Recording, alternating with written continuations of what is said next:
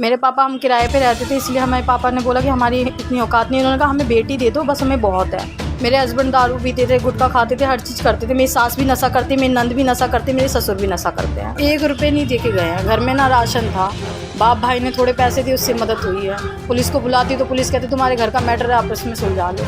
मेरे ससुर इतनी गंदी निगाहों से मुझे देखते थे, तो मैंने वही बोल दिया, तो उनको लगता है कि मैं झूठ बोलती हूँ। जब ये ज़्यादा तंग करते हैं तो मैं सोचती हूँ मैं अपने आप को ख़त्म कर लूँ, इसलिए मैं फांसी लगाने की सोचती हूँ। 1 किलो आटा मंगा लेती हूँ, 1 किलो चावल मंगा लेती हूँ, ऐसे ही बना के थोड़ा बहुत खाती रहती हूँ। 1 टाइम का खाना 2 टाइम खा लेती हूँ।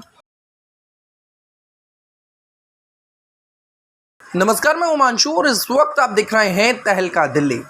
महिलाओं के साथ घरेलू हिंसाएं लगातार बढ़ती ही जा रही हैं, जिसके चलते कोर्टों में दहेज के केस और लगातार डाइवोर्स के केस बढ़ते ही जा रहे हैं। आज हम आपको स्वरूप नगर का एक ऐसा ही मामला दिखाते हैं। एक महिला हमारे साथ मौजूद हैं। इनकी शादी को ज़्यादा वक्त नहीं हुआ, पर जब से बेटी ने जन्म लिया तब से परिवार वालों का और ससुराल का रवैया बदलने लगा।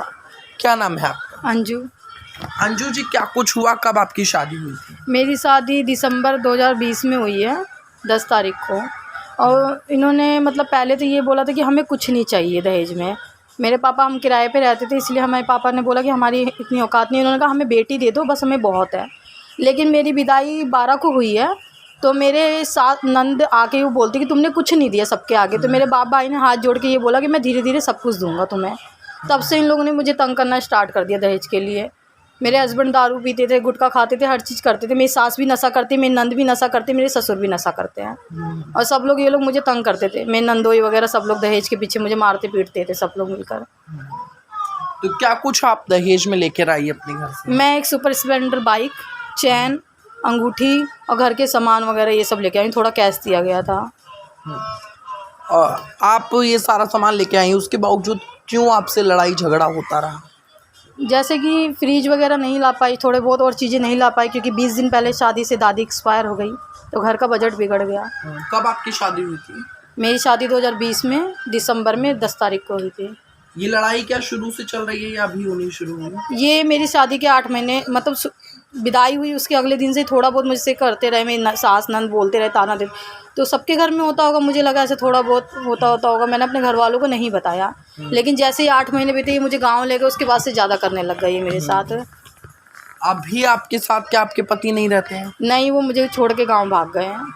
यहाँ कब से चले गए हैं? उनको कम से कम 10 दिन हो गए हैं। क्या यही आपके पति हैं जो फोटो में नजर आ रहे जी हैं? हाँ, ये मेरे हस्बैंड है। ये इनका शादी का फोटो है, आप देख सकते हैं। ये इनके हस्बैंड हैं और इनको कोई सुध नहीं है कि इनका बच्चा और आप क्या कहाँ पर हैं, क्या कर रहे हैं। 1 रुपये नहीं दे के गए हैं। घर में ना राशन था, बाप भाई ने थोड़े पैसे दिए, उससे मदद हुई है। कितने दिन में मम्मी पापा के घर रहूँ। मेरे पापा के हेल्थ इशू है, पापा की तबीयत ख़राब है। भाई एक लौता, उसकी भी तबीयत ख़राब होती है, उसके भी 3-3 ऑपरेशन हो रखे हैं भाई को। उसको माइग्रेन की दिक्कत है, उसके 2 बच्चे हैं। मम्मी भी हेल्थ इशू से परेशान है, पापा भी। तो वो कहाँ तक मुझे संभालेंगे? तो आप अकेले सरवाइव कर पा रही हैं? कैसे करूँगी जब मेरे पास ना नौकरी है ना कुछ है? कैसे कर पाऊँगी मैं तो हस्बैंड के भरोसे थी कि जैसे घर चल रहा। मैंने केस भी दायर किया, लेकिन कुछ नहीं हुआ। उन लोगों ने भी टरका दिया, ये लोग भी टरक गए कि नहीं कुछ नहीं हो सकता, बात खत्म। पुलिस को बुलाती तो पुलिस कहती तुम्हारे घर का मैटर है, आपस में सुलझा लो। पुलिस कोई कार्रवाई नहीं करती? कोई कुछ नहीं करता। स्वरूप नगर थाना पड़ता है? हाँ, स्वरूप नगर थाना में 4-5 बार जा चुकी हूँ, कोई कुछ भी नहीं करता। हंसी मजाक में टाल देते हैं बस। क्या पड़ोसी आपका साथ नहीं? पड़ोसी को मना कर रखा है, पड़ोसी भी डर के मेरा साथ नहीं देते हैं। किसी से अगर कुछ मंगाती हूँ तो साफ मना कर देते हैं। बेटी लेके जीना नहीं बनवा रखा, तो जीना लकड़ी का जीना, तो उससे जैसे तैसे उतरती हूँ। पानी नहीं है घर के अंदर, एक बाल्टी करके पानी मांगती हूँ, तो घर में काम तो क्या करती हूँ। आपके हस्बैंड सिंगल हैं या उनका किसी और के साथ अफेयर चल रहा है, इस वजह से ऐसा कुछ हो रहा है?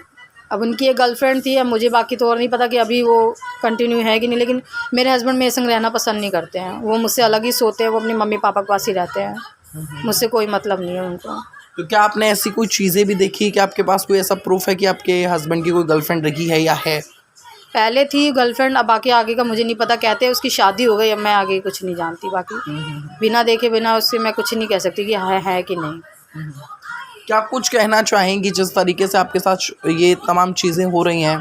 क्या ससुर और आपके तमाम लोग आपको गलत नज़रों से भी देखते हैं, ऐसा कुछ भी होता है? मेरे नंदोई है, मेरे ससुर है, मेरे कमरे में ताका झाकी करते हैं। मेरे नंदोई मुझसे ये बोलते हैं, जो औरत को प्रॉब्लम होती है पीरियड्स की, उसके पूछते कौन सा पैड यूज़ करना चाहती हो, क्या है। मेरे हस्बैंड को लेकिन कोई फ़र्क नहीं पड़ता है।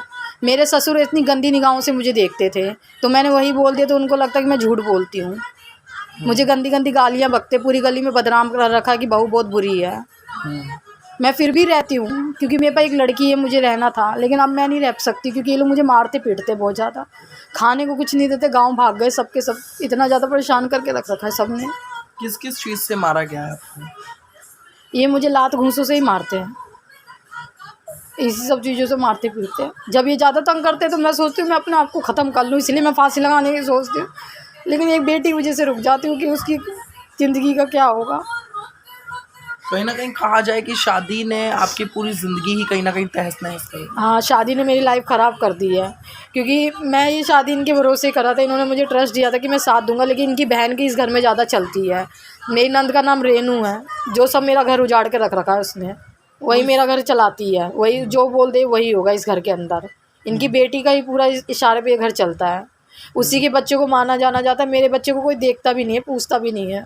आप खुद मतलब अपनी बच्ची को पाल रही हैं? हाँ। अच्छा, आपकी बेटी है, तो क्या जब से बेटी हुई तब से ज़्यादा कलेश शुरू हो गए? हाँ, बेटी होने पे ज़्यादा हुआ है, क्योंकि मेरे हस्बैंड को बेटी नहीं चाहिए थी, बेटा चाहिए था। वो कहते थे मेरे को बेटा हो जाएगा तो मेरा वंश चलाने वाला होगा। तू एक ऐसी है जिसने पहले बेटा जन्म करके दिया है, बाकी सबको बेटी, मतलब सबको बेटा हुआ, तूने ही बेटी जन्मी है बस। मुझे बेटा चाहिए था, तूने बेटी दिया मुझे। वो लेते भी नहीं थे। जब गली वालों ने उनको टोकना शुरू करा कि तू अपनी बेटी को क्यों नहीं लेता, तब वो जाके अपनी बेटी को लेना स्टार्ट किए हैं। गली में सबने उसको बहुत बोला कि तुम बेटी को क्यों नहीं लेते, तब लिया शर्मिंदगी से कि कोई बोले ना कि मैं अपनी बेटी को नहीं लेता। तो फिलहाल आप इस घर में अकेली रहती हैं? हाँ, अकेली हूँ मैं इस घर के अंदर। कैसे गुजर बसर कर रही हैं आप? जैसे तैसे कर रही हूँ, भाई बाप थोड़े बहुत पैसे भेज देते हैं, उसी से राशन पानी भरवा के चला रही हूँ घर। 1 किलो आटा मंगा लेती हूँ, 1 किलो चावल मंगा लेती हूँ, ऐसे ही बना के थोड़ा बहुत खाती रहती हूँ। 1 टाइम का खाना 2 टाइम खा लेती हूँ। अच्छा, जिस तरीके से लड़कियां सोचती हैं कि उनकी शादी होगी, उनकी ज़िंदगी में एक और लड़का आएगा, उनकी हेल्प करेगा, एक परिवार उनसे जुड़ेगा, पर अगर ऐसे परिवार अगर निकल जाएं तो उन महिलाओं को क्या कहना चाहेंगी? उनको शादी से पहले क्या कुछ सवाल करने चाहिए, क्या कुछ कंफर्म करना चाहिए? शादी से पहले उनको ये सोचना चाहिए ना कि ये मेरा साथ दे सकता है कि नहीं। कुछ ऐसी सिचुएशन क्रिएट करे ना जिसमें उसके हस्बैंड अगर साथ दे सकते हैं, फियोंसे जो भी है, तो उनको लगेगा कि हाँ आगे लाइफ टाइम उनके संग शेयर कर सकते हैं, जा सकते हैं मतलब। लेकिन अगर वो पहले ही उनको सुनाने लग जाए कि मेरे घर वाले ऐसे वैसे, तो उसी टाइम वो शादी ना करें। और जहाँ नंदों की चलती है वहाँ तो एकदम शादी ना करें, क्योंकि मैं भी एक ननद हूँ। मेरी भाभी को भी 10 साल हो गए, मैंने कभी इंटरफेयर नहीं किया अपनी भाभी भाई की लाइफ में। मेरी भाभी भी जानती है कि मैं कैसी हूँ, सब लोग जानते हैं। चाहे आप मेरी भाभी से भी पूछेंगे तो वो भी यही बात बोलेंगी कि मैं उनके संग कितने अच्छे से रही हूँ, बॉन्डिंग बनाकर। अच्छा, क्या आपके मायके वालों का सपोर्ट आपको मिल रहा है? हाँ, क्यों नहीं मिलेगा। मैं उनकी बेटी हूँ, मुझे छोड़ थोड़ नहीं देंगे। बस वो ये कहते हैं कि मतलब आ जाओ, देखेंगे हम जैसे हमारे संग हम कर सकते हैं। अब आप अपने पति के साथ रहना चाहती हैं? नहीं, मैं अपने पति के संग नहीं रहना चाहती हूँ।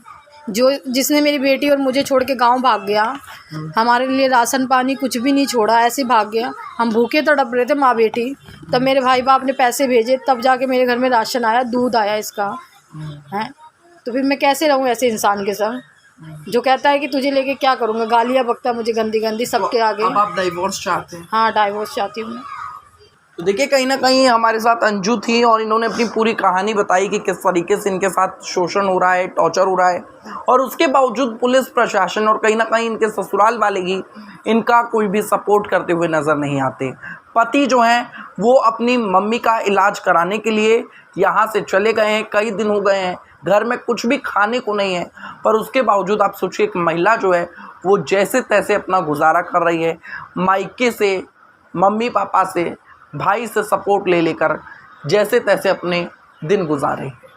इस वीडियो को आप शेयर करें और आप लोगों की क्या राय है ज़रूर बताएं। देखते रहें तहलका दिल्ली।